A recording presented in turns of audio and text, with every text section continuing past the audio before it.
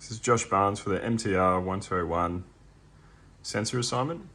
We've got two different codes today. The first one is a code to extract the raw data from the MPU6050 sensor. This data takes the raw acceleration and gyroscopic data.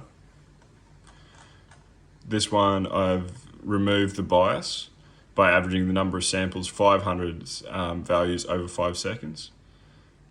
I've removed the bias and then I've used the 65.5 scale for the gyroscope and the 81.92 scale factor that's coming from the MPU6050 datasheet.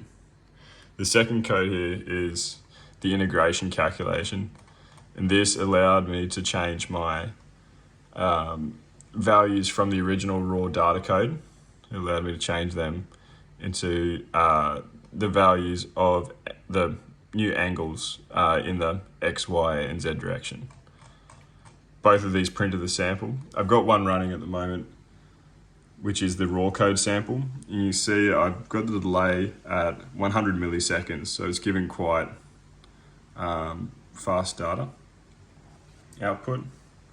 I was originally doing the build on my flying fish, but while I was messing around with the sensor, just for initial testing, I just thought I'd put it on the base on a breadboard, just so we can see.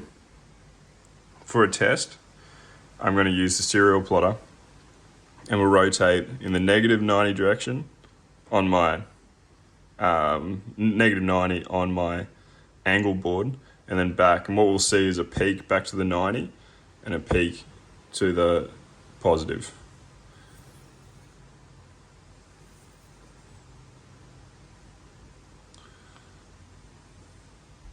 So that shows a pretty good rate of movement from the system.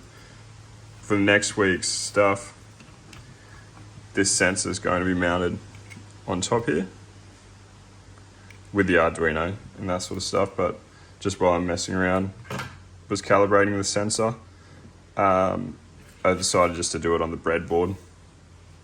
I'm going to play the second code, which I had to edit in after this, just because my computer's a bit slow, it's taking a little bit of time to load in.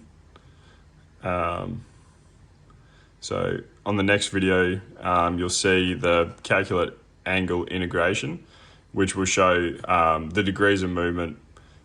However, after the data that I'm getting from the angle is at the start quite accurate. When I moved, you can see in the video, when I move it to 90 degrees, I get that value. But then as time goes on and more data values, I get pretty bad drift. I think for the next assignment, I'm going to have to add a comp filter or something to stop that. Thank you.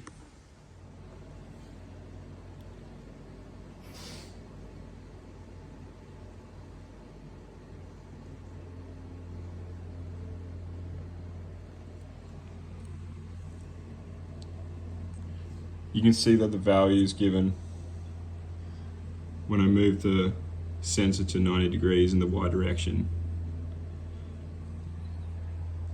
It picked it back up when I was moving it down.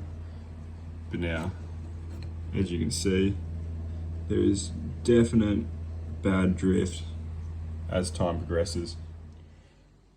Most of the other tests were used on this little breadboard with a MPU6050 sensor, but I thought I would show the full build on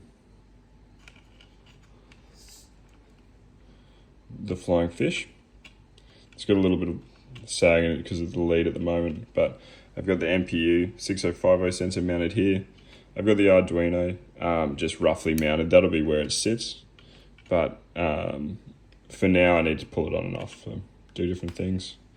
Watch the graph as it spikes, and then back the other way, back the other way. You can see the data there as the fish moves. the gyroscopic values moving in the two directions shown.